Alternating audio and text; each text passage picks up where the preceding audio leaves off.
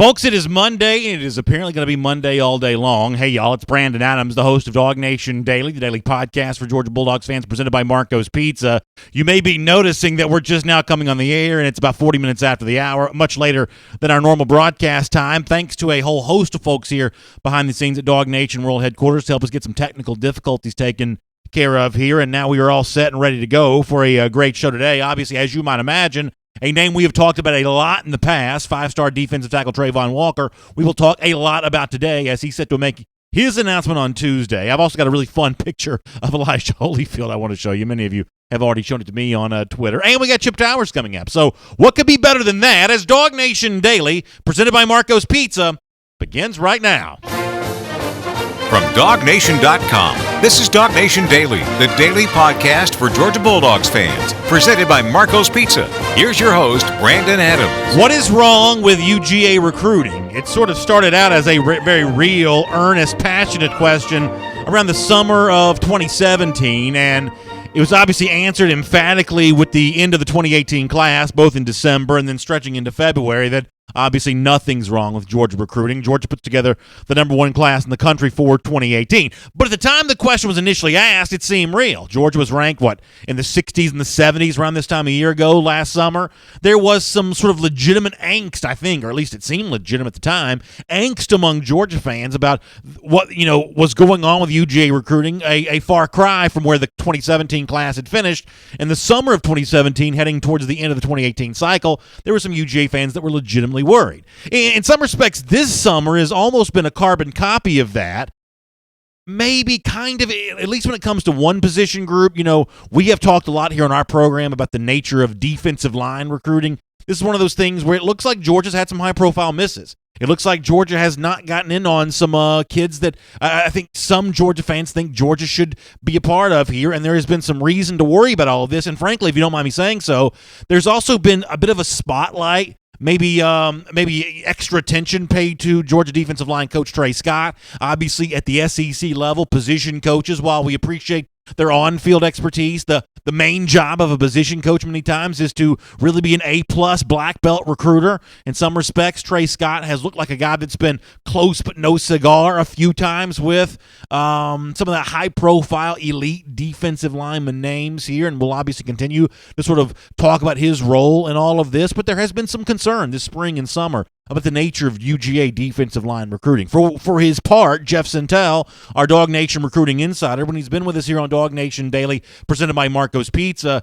he's tried to calm those fears. He's tried to calm those nerves. He's tried to keep the main thing, to borrow the phrase that Kirby Smart used a lot around the Rose Bowl back in January. He's tried to remind Georgia fans that, yes, there may be the occasional miss here and there or the occasional name that gets some chatter that ultimately chooses somewhere other than UGA, but there are a few really specific names that Georgia fans ought to have circled much more boldly than any other names here. And when it comes to the state of Georgia's recruiting efforts on the defensive line, there are a few names that just really matter more than the rest. In fact, let me go back to a month or so ago here on our program when Jeff Sentell spoke directly to the anxiety that some Georgia fans have about maybe a lackluster effort at recruiting defensive linemen over the past couple of cycles heading into the pivotal moments of the 2019 class. Here's Jeff Sentell. Defensive line recruiting, everybody knows the names. I think that they should maybe spam the panic buttons if things happen where guys like Trayvon Walker, Derek Rambo Hunter, guys like that start maybe leaning or start pointing towards another program. Another name to think about there is Quashon Fuller. He's a guy that continues to say very nice things about Georgia. He took 2 recent visits to Georgia.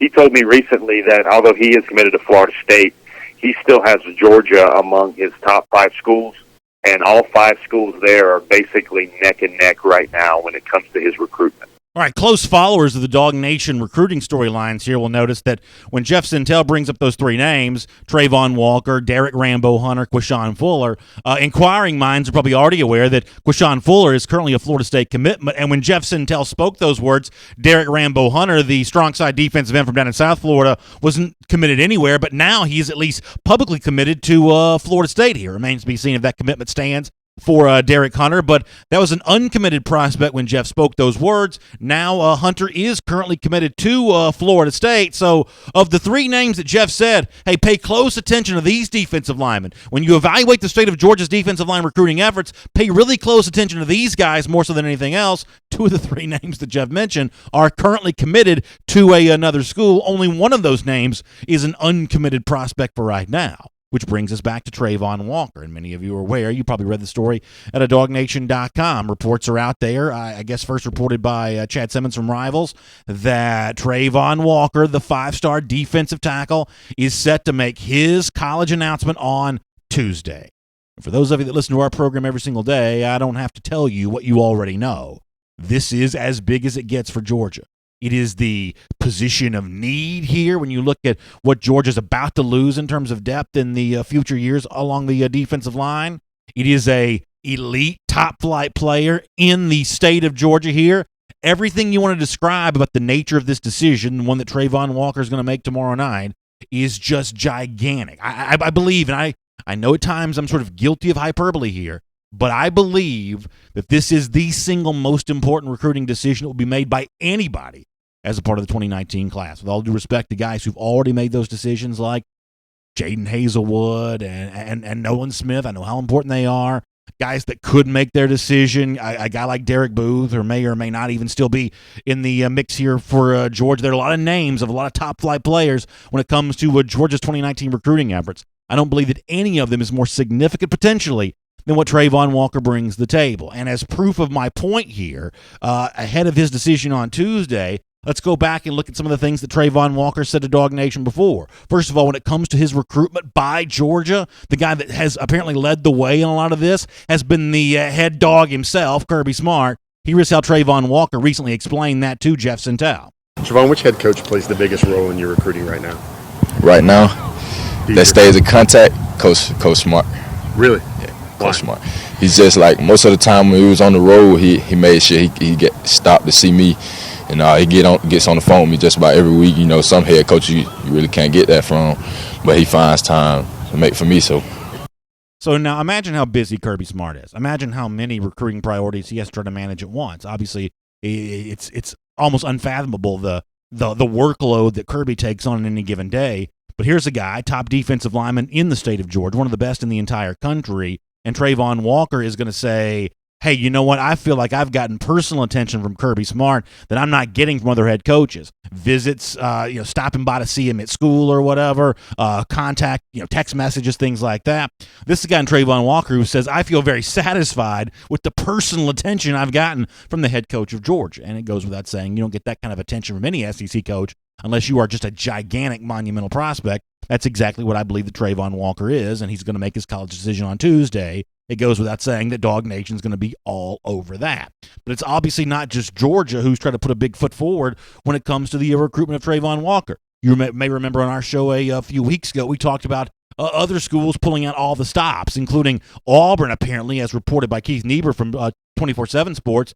We're offering him as not just a chance to be a game-changing defensive lineman in football, but for a guy that's a multi-sport star there at Upson Lee, a chance to also be a basketball player as well. He's certainly a state champion in that regard. Is he an SEC-level basketball player, or was this just a ploy to curry favor in a way that other schools might not do? I asked Jeff Sintel about that as well, and recently Jeff sort of sounded off on the notion that another school might recruit Trayvon Walker as a two-sport star. Here's Jeff again. Well, I would say this is simply a mid-June storyline, which I think takes place because I think Trayvon Walker was on campus at Auburn over the last week with his basketball camp. The Upson Lee basketball team is a tremendous program in the state of Georgia. I think they haven't lost a game in 2 seasons. The premise of your point is valid. I can see why there's an irritation there.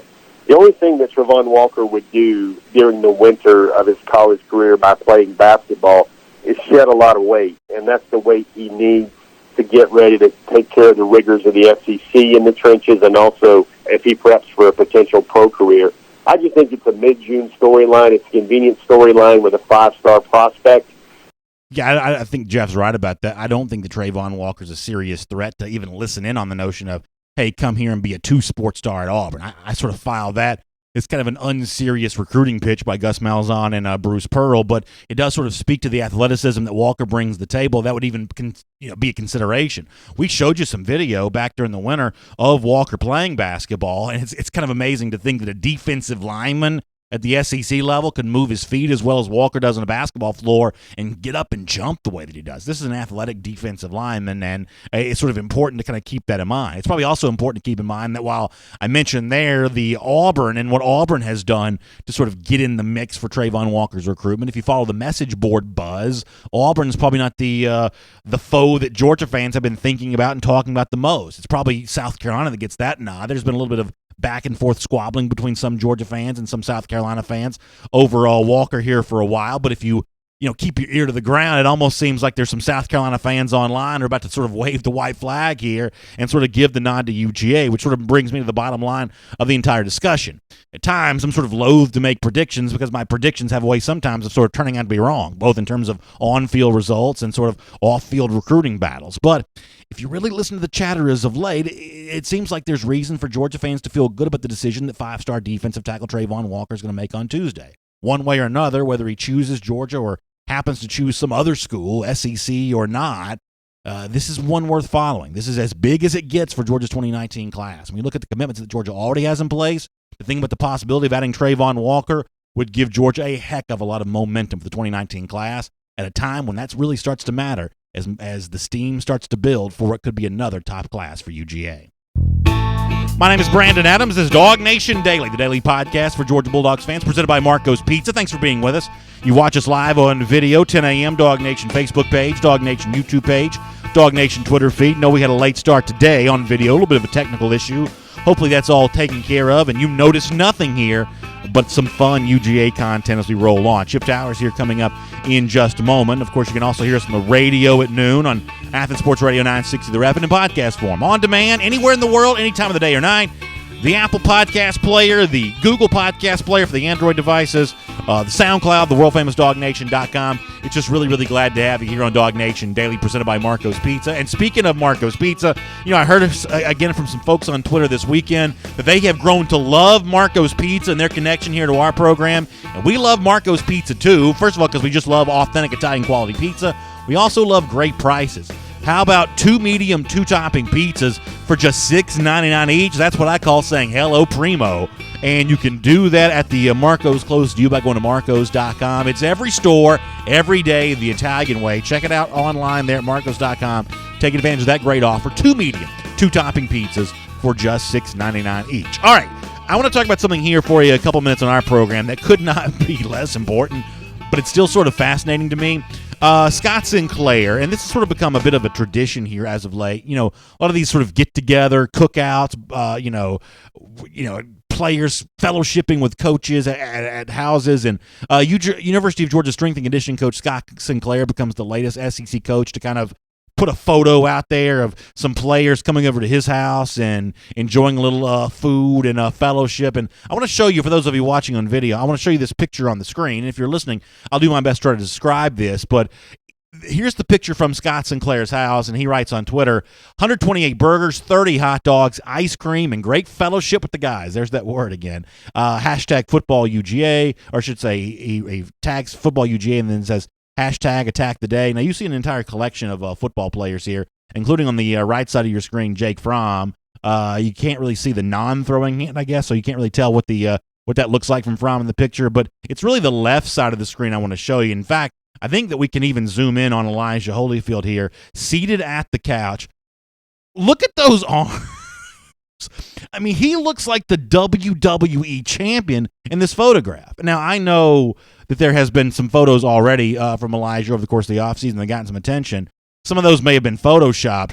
In this case, this looks like photoshopping, but I don't believe it is. Is that really what Elijah Holyfield's arms look like? I mean, that's an amazing, impressive level of work that's been done in the weight room. He's got the sleeveless camouflage shirt on. I guess he does. I mean, if you've got arms like that, I think it should be essentially illegal. It should be a violation of team policy for him to ever wear sleeves if he's got that kind of gun show work going on.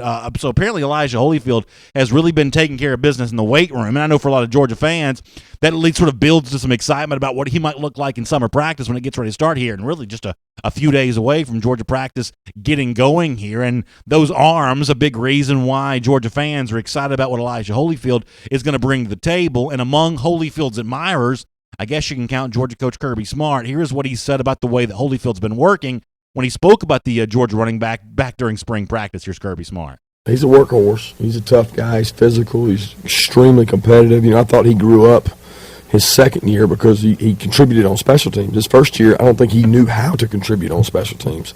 But he's developed as a special teams player. He gained confidence through the special teams, and now that's carried over into his offense and carrying the ball. Like you said, he got some carries last year and some mop-up duty, but he's a physical, tough guy, one of my favorite competitors out there. He's got to pass pro better. He's got to work on it, and that's been a big emphasis for him. But I'm excited to see where he goes. He's had some really good, tough runs this spring.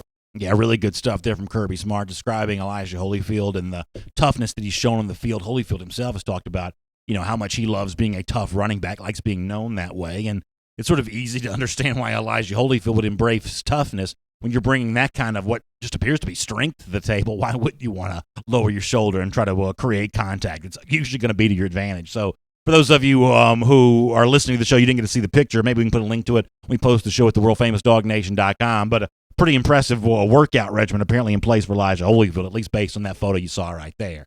All right, it's great to have you with us here on DawgNation Daily, presented by Marco's Pizza. We got a lot more fun stuff coming up in today's program, including Chip Towers right now. From Athens and across the SEC or wherever the recruiting trail may lead, here's a DawgNation.com insider. Always fun to have Chip Towers here on DawgNation Daily, presented by Marco's Pizza on a Monday. Of course, a little bit of a late start for us on video today. Chip, thanks for your patience and waiting through that. It's great to have you on the program. Chip, we were talking about Georgia running back Elijah Holyfield before you joined us, and I don't know if you had a chance to see the picture that we showed on the screen of him at Scott Sinclair's house. Big, bulging biceps, pretty impressive workout regimen apparently in place for him over the course of the offseason. And it really leads me, Chip, to want to ask you about, that possibility of an expanded role for Holyfield here this season and kind of how he compares to the two incoming freshmen that get so much attention like James Cook and Zamir White. Brian Harriet, who's very good in his own right. DeAndre Swift, who we assume is going to be the guy that gets the majority of the carries as the starter this season. This pecking order of 5 running backs here and how they emerge in comparison with each other this summer here, that's going to be a really fun thing about these series of camp practices about to begin, right?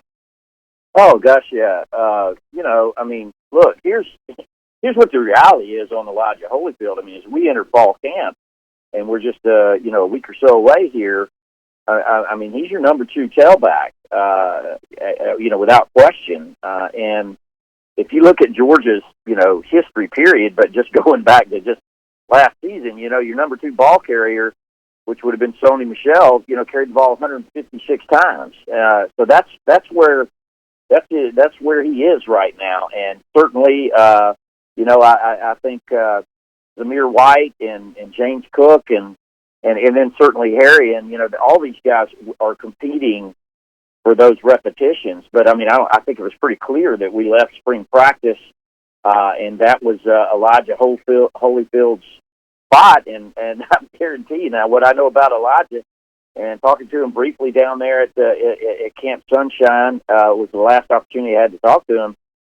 He intends to stay there, and like you said, I think you've got a great marriage in those 2 backs right there, DeAndre Swift and Elijah, in that they do a little bit different things. One of the big question marks I have going into the season is what DeAndre Swift looks like as a primary back. That's going to be his role, and he hasn't had that role before. As much as we saw of him and as great as he looked last season, it wasn't as a primary role, and that's a whole different animal altogether. But with regard to Elijah Holyfield, what we do know about him is he can definitely run between the tackles, and at the very least, I think him and DeAndre make a good set in that regard. And then the competition for snaps, so we'll get that all worked out during preseason camp, and then to a more sophisticated degree once the game starts. Yeah, as an avid reader of your work and Mike Griffith's as well, I can tell you that when I look forward to reading y'all's practice reports, that's the thing I think that's going to be about as interesting as anything about, what clues can be garnered. And a lot of this, Chip, as you know, is also going to be the Austin Peay game because, for the most part, Georgia ought to have the freedom to play who it wants and whatever capacity it wants heading into that South Carolina game, which you and I will talk about here in a few minutes. But this is going to be one of the real fun storylines for me to kind of find out what matters more, the unbridled athleticism of Cook and Zamir White, and they both probably bring it to the table, assuming Zamir is healthy, or the experience of Harrion and Holyfield. That's going to be a really cool thing to watch play out. Yeah, it is, and I think you're right. I mean, the rotation that we see in the Austin Peay game is going to be determined in the 4 weeks roughly of preseason camp, and for those backs just coming in, the majority of that is going to be how much they can master a playbook, and that's where I think Brian Harrion and Holyfield and certainly Zamir White to some degree have a huge head start on those other guys. Just familiarity with the playbook. And this is an area that Holyfield has come a long way. And even going back to the spring game, I think you say he didn't have a great game catching the ball, but Georgia was trying to get the ball out there to him because you see this guy what he looks like physically. If you can get him a one-on-one matchup with some defensive backs, I know who I'm putting my money on. So. I'm really excited about Elijah Holyfield. And I know he is. I know him and his family are. Everybody knows his dad, the real deal, Evander Holyfield, and he's been very patient. With Georgia, he could have gone anywhere, and he liked the idea of his son playing for the Bulldogs. But he wants to see him get on the field, and Elijah wants to get on the field, and it's for this family, it's like and not really clouds have parted, but certainly a door is cracked open for a little bit, and we've seen in glimpses there's a lot to Elijah Holyfield, and he's eager to get the Bulldog Nation in the SEC to see what he's got when he's on the field, a lot, and I think he will be this season. All right, let me be very candid about our next topic. I obviously do this show from the perspective of a fan, and as a fan, I had started to make peace with the notion of, well, maybe D'Angelo Gibbs won't be playing in 2018. I think that Gibbs is a sensational talent coming out of high school. He was one of the most, I thought, coveted members of Georgia's 2017 class, and based on what Kirby said back in Columbus early in the summer, I was sort of thinking, maybe this is sort of setting the stage for Gibbs to kind of not really be a part of this situation this fall. And then SEC Media Days happens last week, Chip, as you're aware of. Now, Natrez Patrick, for whatever it's worth, I've sort of always felt sort of okay about him coming back. But the Gibbs thing now, to me, has seemingly taken another twist and turn here. Now, Kirby Smart didn't necessarily give up a whole lot on this. The players seem to strike a hopeful tone, including J.R.E., D'Angelo Gibbs' cousin. It feels like they would be instructed to say otherwise if things were not looking very good for D'Angelo Gibbs. Maybe I'm also reading too much into that. What did you make of the way that Gibbs and Natrez Patrick became a bit of a talking point on Georgia's turn at SEC Media Days on Tuesday? Well, here's what it is. I think you have, sort of a referendum, and you have reality. And with Kirby Smart, you're going to hear the referendum, and with players, you're going to hear what they see. And there's a lot of indications that D'Angelo Gibbs is making his way back onto the field in some way, shape, or form. He's not at the end of. I would look at this as a 400-meter race. One time around a track, and he's not there yet, but I think he's in that last turn, headed for that last 100-yard stretch to the end, and he's got to get there. He's got to continue to do the things that he's being asked to do to be a member of the team in good standing. But every indication I get, he's at every workout, he's doing everything with the team. I mean, if you even look at the outlook for 2018 in the Georgia media guide that Claude Felton and his staff put out, he's clearly listed in there as one of the players who can be competing for playing time in the secondary. And I agree with you, Brandon. I mean, I do think this guy is a terrific athletic talent. I base that on having seen him play a lot in Grayson. At Grayson High School, you remember he was just as good of a wide receiver and kick returner as he was as a defensive back. This is a guy that rated highly both as a cornerback and as a safety. and as an athlete in all three regards. So, and I saw how quickly he ended up on the field that first spring as an early enrollee. So clearly the kid's got some talent. He's just got to get everything moving in the right direction. And I think the comments of the players are a little bit more perception-oriented, and they're just seeing him out there working with Scott Sinclair, doing all the off-season training and conditioning, and I think they expect to see him out there on the field with him and be surprised if he wouldn't. So, Kirby Smart's talked a lot over the offseason about the need for leaders to emerge. Obviously, Georgia lost a terrific crop of leaders, probably all-time greats in that category from the 2017 team. You got to replace these guys for 2018.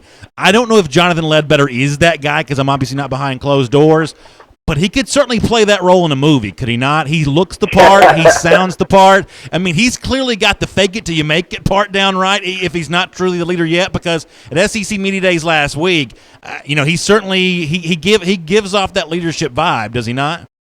He really does, and let me tell you, he made quite an impression on the SEC. Obviously, Brandon, it things come up from time to time, but I've been doing this for a long time, going to Media Days. And, sure. One of the most enjoyable things about it for me is just, seeing old faces, those guys that have been covering, Auburn and my buddies at LSU, and I've just had the good fortune to get to know all these guys, and a bunch of them, at the end of the day when the sessions are over and you're talking about what happened, I commented on Ledbetter. I really like that Ledbetter kid, and he seemed like the real deal, seemed like a genuine guy.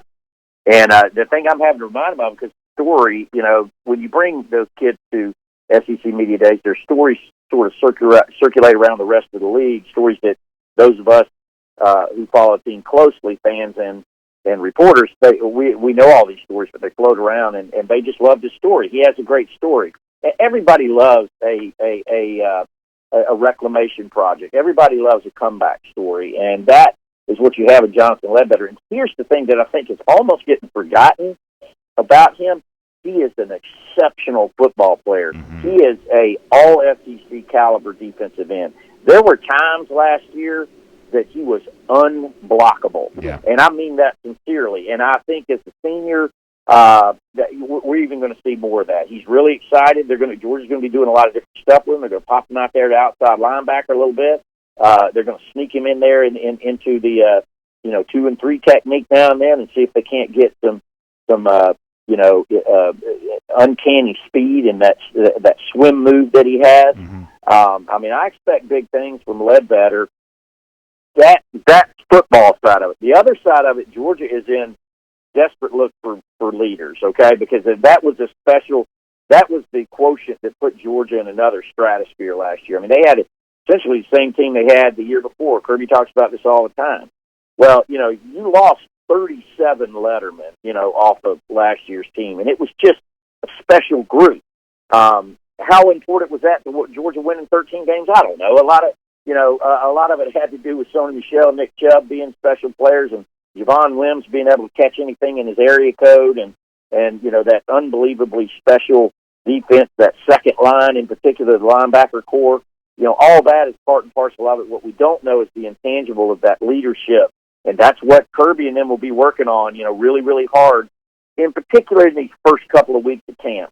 After that opens and it's really hot and really difficult, they'll be looking for leaders, and then you got to get down to brass tacks and figure out who's going to play where and what you're going to do with the football. Yeah, that's really well said, Chip. I like the piece that you wrote about the South Carolina game. You had a chance to obviously catch up with Will Muschamp at the end of SEC Media Days last week, and it kind of gets me excited about the game. Now, if you're Kirby Smart and the Georgia coaches, that's a lot of work to get ready for a big opponent like that week 2. But we've lamented a lot, Chip, the absence of a Notre Dame game this year, or the Alabama gets to play Louisville and usually plays a big tough week 1 opponent. You got LSU, Miami. A lot of these high-profile non-conference games, Georgia sort of skips a year on that. So we'll have to settle for on the road against a big-time SEC foe week 2. And honestly, for Georgia fans curious about finding out how good their team really is, that's a pretty good measuring stick right there. Georgia's still a pretty big favorite by Vegas standards, but as you've pointed out before, and also kind of point out in the piece that you wrote, Williams-Brice Stadium week 2 has been tough on Georgia in the past.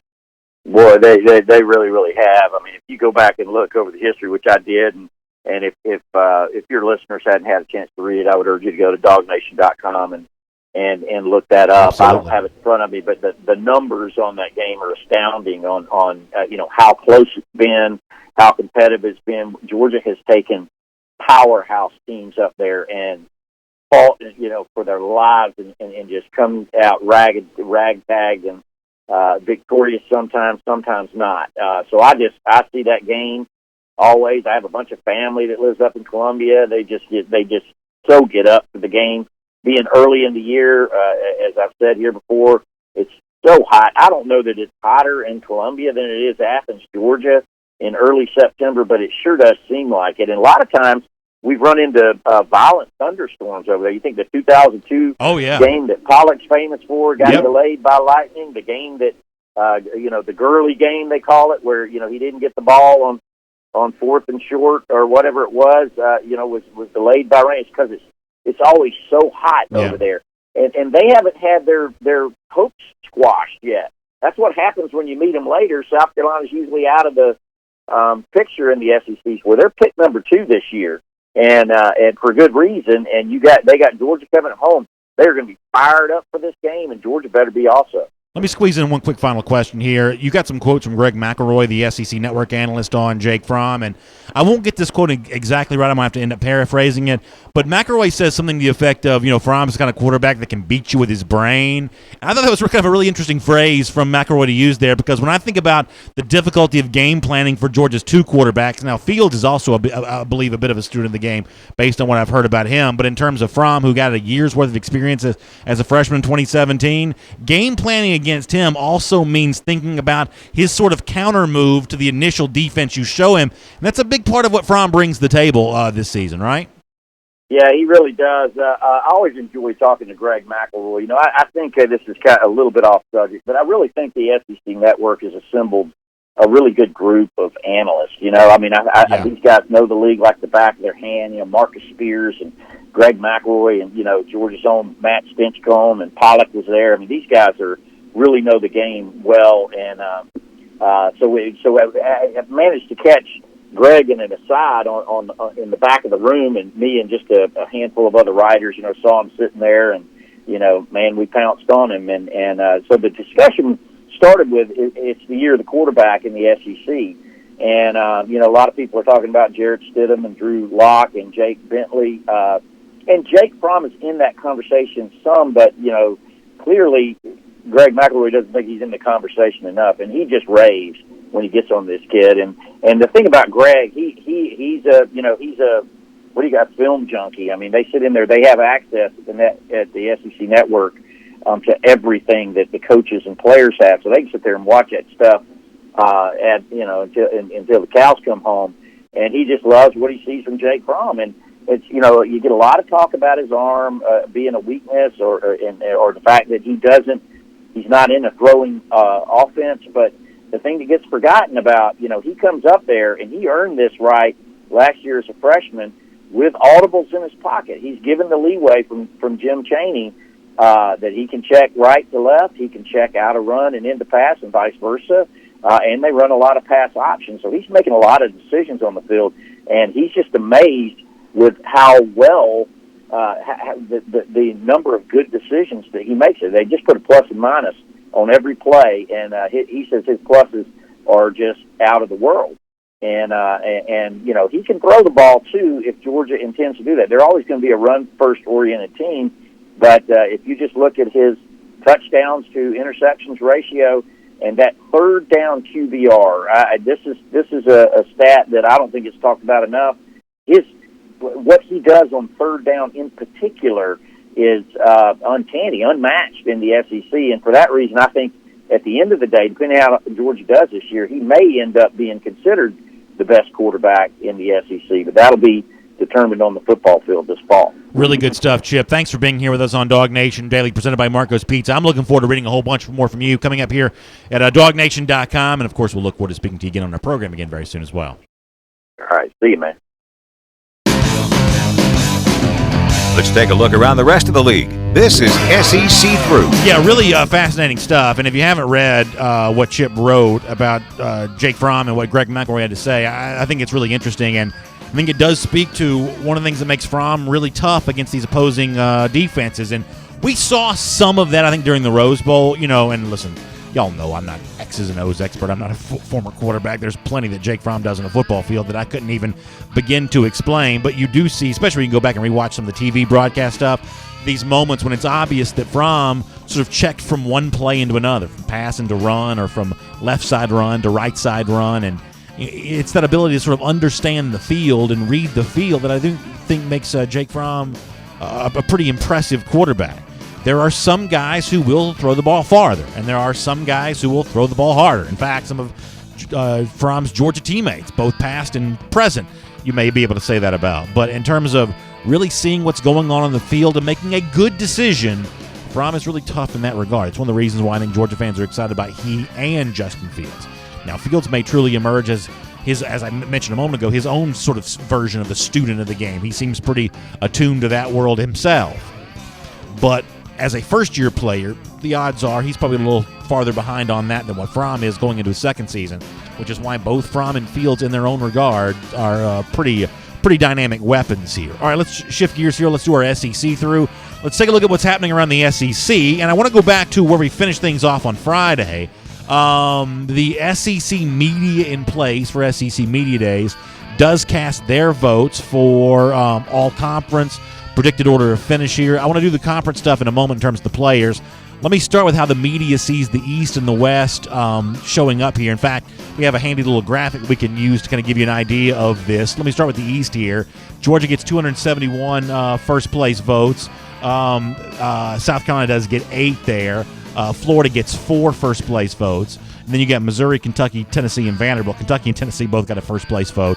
That's obviously a little bit comical, but nonetheless, Georgia, the overwhelming pick here in the SEC East, probably as big a favorite, I'm guessing, as Georgia's ever been. I don't quite have all the information on that, but I can't imagine there have been too many moments in time where Georgia's been a bigger favorite, more prohibitive favorite in the SEC East than it is right now. You also see how Georgia's status as a favorite in the East compares to what's happening out West. Obviously, the big difference between the East and the West right now is the thought of what's below the favorite, Alabama in the West compared to Georgia in the East. Auburn's a team that could be, likely to be a preseason top 10 team. This team that beat both Georgia and Alabama a year ago. So Auburn is that sort of, national power, sort of that second version of that in the SEC West, the way the SEC East does not have that. South Carolina is probably a top 25 team. South Carolina, though, probably compares a little bit more favorably to the SEC West predicted third team, Mississippi State, which will show up in most of the preseason top 25s. Auburn is just sort of that second top 10 team. So the West, from that standpoint, a little different than the SEC East, but both Georgia and Alabama overwhelming favorites. And for what it's worth, when it comes to predicting the conference, the media gives the nod to Alabama there, well over Georgia. This may or may not end up being a good thing. Alabama, it's kind of funny. They have won the league in years when they weren't predicted to win, and sometimes failed to win in years where they were. It just goes to show you that the SEC media has sort of a history, like all media and like all of us who are fans of the sport, of sort of getting a lot of these predictions wrong. And I'm sure that 2018 stands to be another time in which we look back on what we said during the summer and we scratch our heads and wondering, how could have anybody ever thought that? But that's just kind of what goes on there with that. The media also does its preseason all SEC teams, and I guess there's some thought here, and I know that Mike Griffith wrote about this a little bit at DawgNation.com, that maybe Georgia snubbed off the all SEC first team list.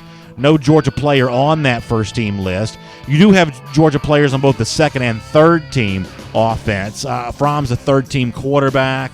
All SEC. Andrew Thomas shows up there. DeAndre Swift was a second-team All-SEC running back. Really, that for me is good enough. In years past, if you want to go back before the start of last season, when you really saw a shortage of Georgia players on the All-SEC list, you can't win the SEC without All-SEC players. So you've got to have guys who show up on these preseason lists. They don't necessarily have to be first-team All-SEC selections, though. You just sort of have to be in the conversation for All-SEC players, and Georgia actually does pretty well in that regard. 2 Georgia players make the first-team All-SEC defense. J.R. Reed there on that, along with DeAndre Baker. No surprise there. They have been really well represented in a lot of these lists here. You do have Rodrigo Blankenship that shows up as an All-SEC kicker, potentially. So you've got a lot of Georgia representation here. Nothing on the All-SEC first-team offense. But this is clearly a Georgia team in keeping with kind of what we said all offseason long, that is a really talented team. The absence of leadership is an issue.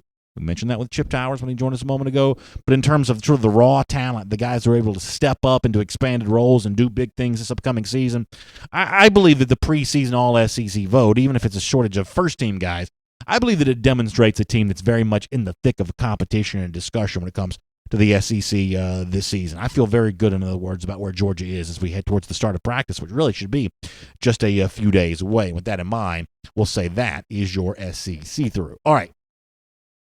In keeping with the discussion of all SEC players, potential snubs on offense, and guys getting recognized on defense, some offensive players for Georgia showing up on that second and third team list, let's make the subject here on DawgNation Daily, presented by Marco's Pizza, of our Dog Day Q&A. During the offseason, we've been using this portion of our regular broadcast to just be a little bit more interactive, give you a chance to weigh in. And I kind of want to do a two-part question today, if you don't mind. You may have seen the All-SEC list. Now you can go to DawgNation.com and see the entire thing. I'd love to find out from you, in terms of your, whether it be offensive side of the ball, defensive side of the ball, who would you say is pretty close to a lock from Georgia for being an All-SEC player here in 2018? And this may be the more interesting, fascinating part of the discussion. Is there a dark horse candidate from you that you think from Georgia could end up being All-SEC by the end of the season? I'd love to have you weigh in on that as part of our Dog Day Q&A. We'll do some of this on Facebook and on YouTube here today. While I'm pulling up some of the comments, I'll give you some of my own thoughts on this. First of all, in terms of a dark horse, a name that you're not going to see as much of, if you look at the offensive lineman who got mentioned in this when the media voted at SEC Media Days last week, you see Lamont Gilliard, you see Andrew Thomas. I think that Ben Cleveland is worthy of being mentioned in this discussion. And maybe one of the new coming starters like, Isaiah Wilson if he starts at right tackle, or, Jamar Salyer if he were to emerge at left guard. Maybe they end up being discussed in this in some form or fashion. Obviously, new coming players are eligible here too.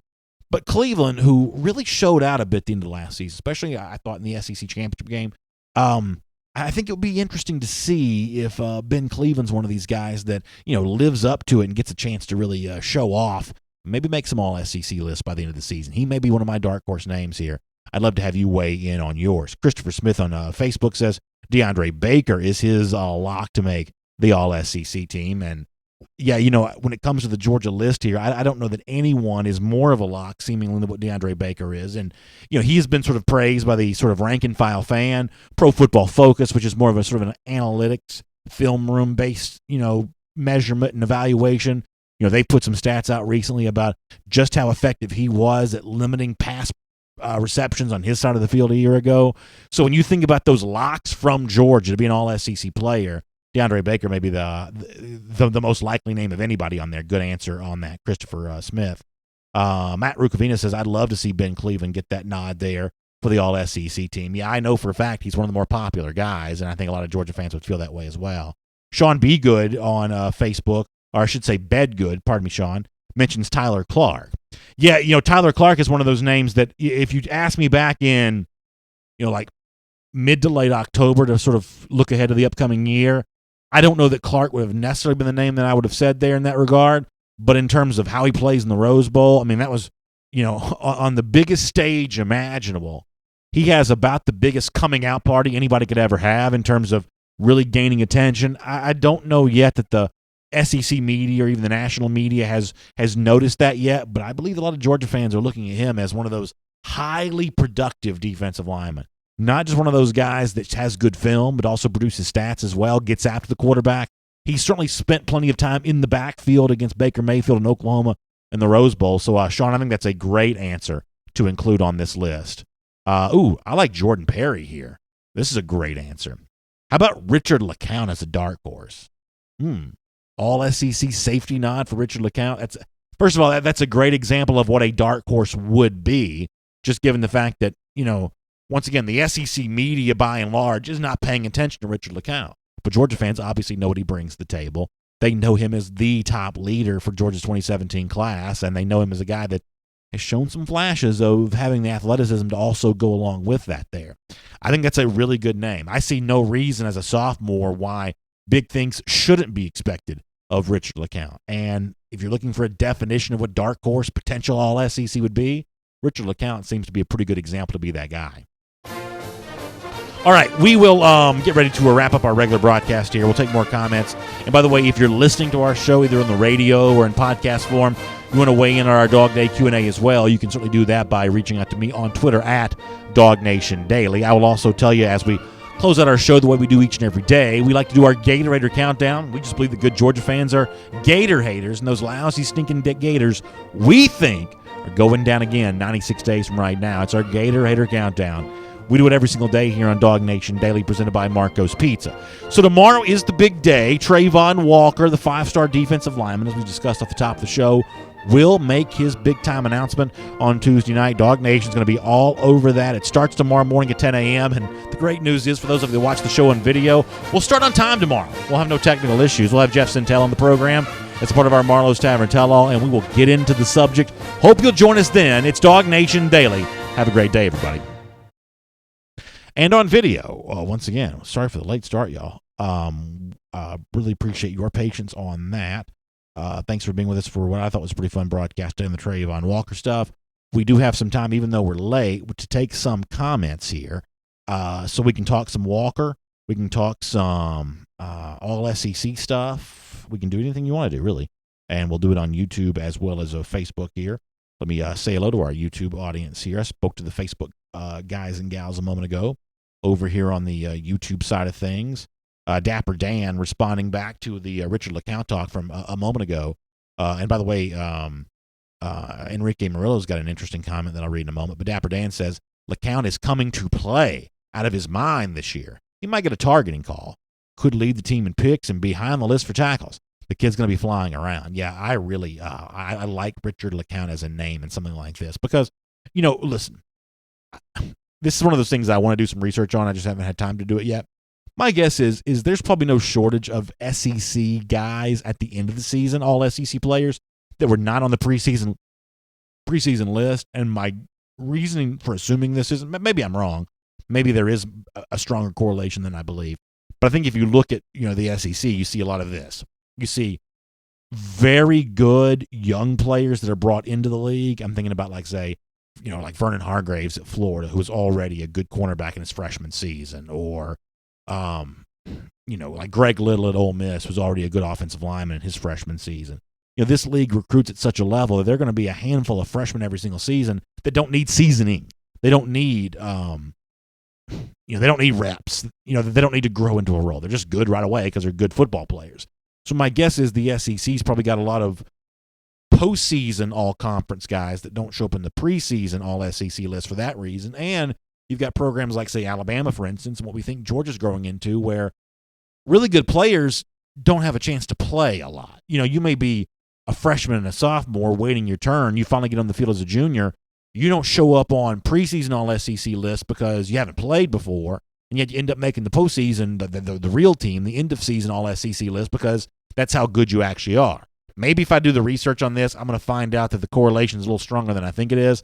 But the SEC, I would say more so than most leagues, probably does not have a strong correlation between preseason and postseason all-SEC lists. Evan Barrett says Isaac Nada for Dark Horse. He did get his last year, but I think he's going to show out this year. And yeah, Nada also shows up on one of these preseason lists. What is he? Is he second team tight end? Let me see. Pardon me here for a second.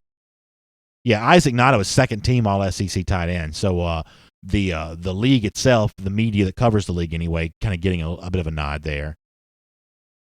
Al Clements says, must be a great show, BA. Somebody gave you a dislike. Yeah, listen, you can't please everybody. That is kind of funny, though. But after all this time, surely people must know what this show is about, right? I mean, it's not like we just popped up out of nowhere.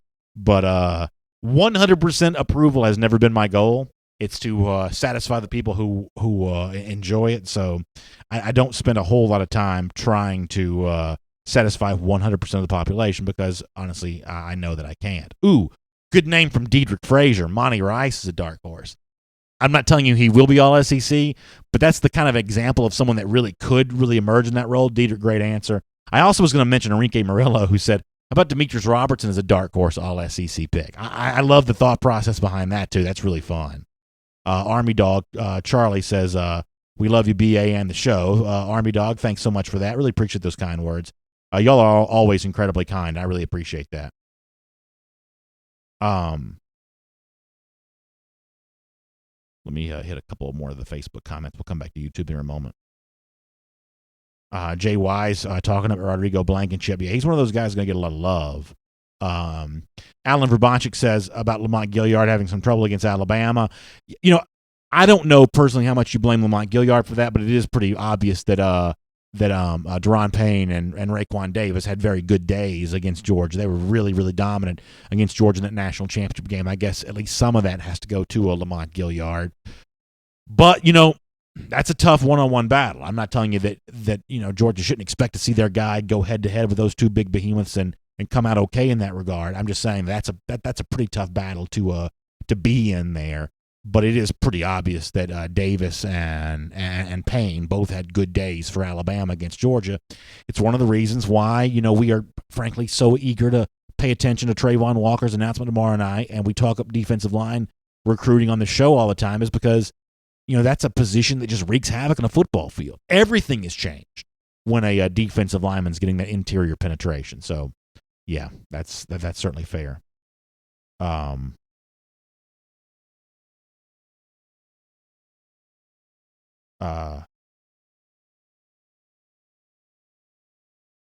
Some interesting stuff coming in the comment section. I apologize. Ryan Richardson says, love the show, bro. He says, DeAndre Walker, ooh, Ryan, that's a great name, will be in the field for 3 downs, not just for passing situations, and that makes him an all-SEC name, potentially. Ryan, I think you're right about that. And also credit to the media for actually giving DeAndre Walker a nod here. I think he was second team outside linebacker. Let me check the list here. I can't remember this stuff for 5 seconds if I'm not looking at it. Walker may have been third team. Hold on one second.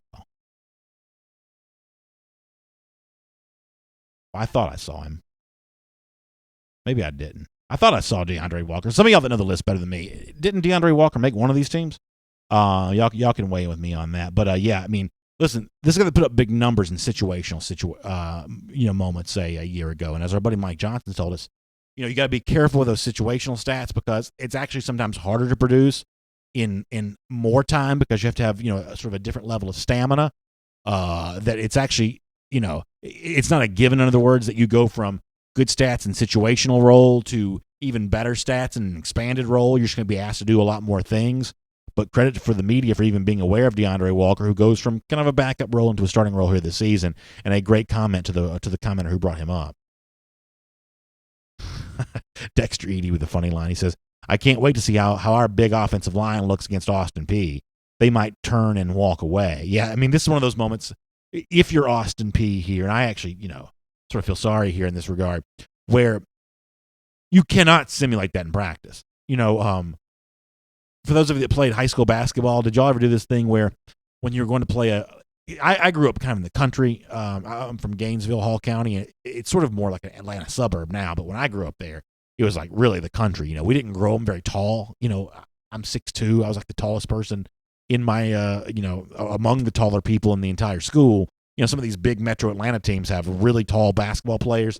We didn't always have super tall people. And I remember that, sometimes when you were getting ready to play a team that had like some exceptionally tall players, in practice, you'd get guys that would hold like the tennis rackets in their hand to simulate being much taller. I guess you can do that in sort of like rural basketball. I don't know that you can do that to sort of simulate a much bigger offensive lineman. Maybe they practice, the scout team offense practices with like 8 offensive linemen or something like that.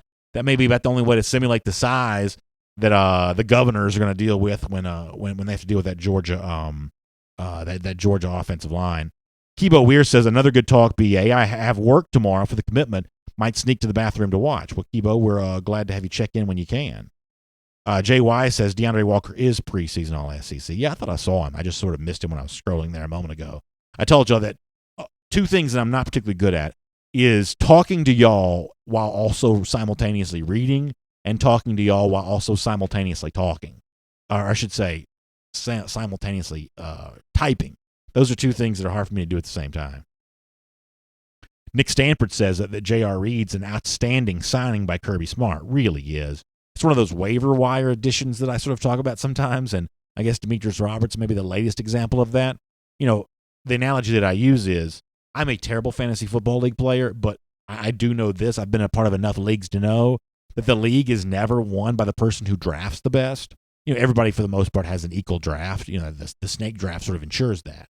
The fantasy leagues are won by the person who works the waiver wire the best. When an injury happens, who jumps on that waiver wire and adds a player fast enough to replicate what's been lost, who knows the diamonds in the rough, who pays attention either to a player who's about to break out or grabs a player quickly who did just break out. That's who wins every fantasy football league.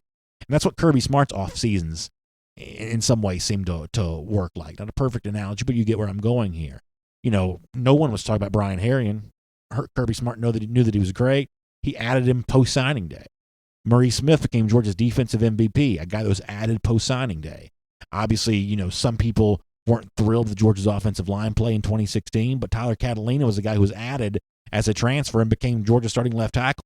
I'd ask you in all sincerity, where would Georgia be without him? That's the kind of post-signing day move that Kirby Smart has made. To say nothing of J.R. Reed, who, this was a guy that, anybody could have had, or at least, other schools more than just Georgia probably could have had him. And, Kirby Smart just saw something there. Now, Kirby Smart's admitted that maybe he didn't know he was as good as he's going to turn out to be, but when you're working that waiver wire, good things happen for you, and that's what Kirby Smart does. All right, I have got to get ready to go here in a minute because I need to help out make sure that everything is getting taken care of with our radio broadcast after our late start. But let me try to squeeze in a couple of more comments. Jay Wise mentions McCole Hardman as a possible dark horse. I think that's true both as a wide receiver and potentially as a kick returner as well. Hardman gets some love as a kick returner on some of these lists. I don't know if he made the official SEC list or not, but he shows up on some of these lists as an all SEC guy. New Level Recruiting, who is our buddy Junior Baker. Y'all may recognize Junior from Facebook. He says, I know where Trayvon Walker's going. So he's obviously taunting there in the comment section. So New Level thinks he feels pretty good about that decision, and we'll all find out tomorrow night what that is. A lot of Georgia fans feel pretty good about it. We'll see where it's going here. Army Dog Charlie asked me if I'm chewing gum. Does it sound like I'm chewing gum? I hope it doesn't, because I'm not. Hopefully it doesn't sound like I am, but if it does, I apologize. Al Clemens says, are we going to use the tight end more this season? I think that's always the million-dollar question when it comes to Georgia. It's also one of those questions that Kirby Smart gets tired of answering from time to time. But when you've got the crew of tight ends that Georgia has, Charlie Warner, who really showed in the Rose Bowl what he's capable of doing, Isaac Nada, who catches a touchdown in the SEC championship game, that's at least two really good tight ends to potentially think about using there. Kevin Blackman says, dang, just got here. Kevin, we appreciate you being with us when you can.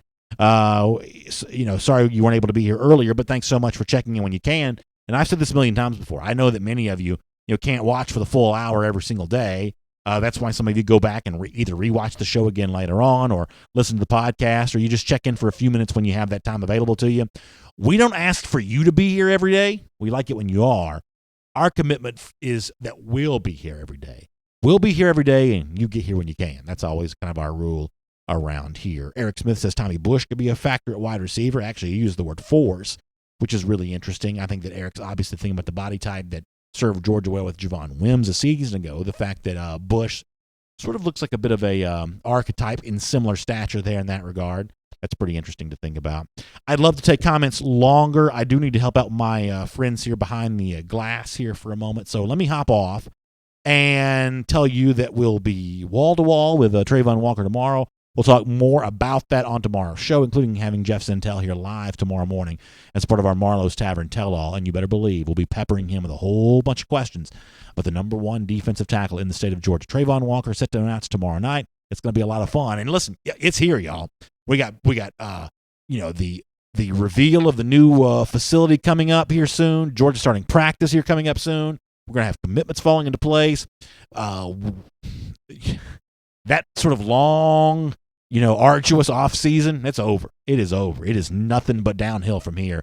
Big football news, I'm thinking here, pretty much every day between now and February. It's going to be really, really fun. And I'm so glad to be a part of it with you. So glad to have you a part of it with us. DawgNation Daily, presented by Marco's Pizza. Back again tomorrow. Y'all have a great day. We'll look forward to seeing you then.